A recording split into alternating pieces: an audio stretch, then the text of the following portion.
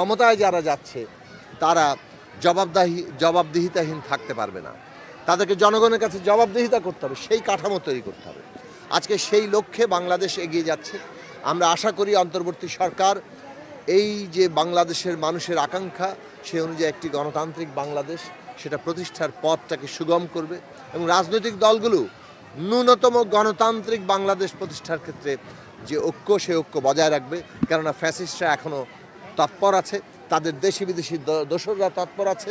আমরা দেখছি যে তারা ভারতে আশ্রয় নিয়ে সেই দেশের গণমাধ্যম এবং তাদের সরকার, রাজনৈতিক দল সেগুলোর সহযোগিতা নিয়ে তারা বাংলাদেশকে অস্থিতিশীল করার চেষ্টা করছে, বাংলাদেশকে এমনভাবে চিত্রিত করার চেষ্টা করছে সারা দুনিয়ার সামনে যেটা সম্পূর্ণভাবে ভিত্তিহীন এবং মিথ্যা। বাংলাদেশে মানুষের অধিকারের জন্য বাংলাদেশ কাজ করছে। সুযোগ সন্ধানীরা, ফ্যাসিবাদের দোসররা এই দেশে নানাভাবে মানুষের নিরাপত্তা বিঘ্নিত করছে।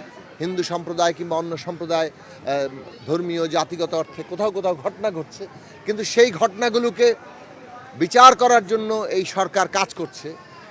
আমরা দেখতে পাচ্ছি যে সম্পূর্ণ মিথ্যা তথ্য দিয়ে নানাভাবে আন্তর্জাতিক পরিসরে বাংলাদেশকে চিত্রিত করার চেষ্টা করছে।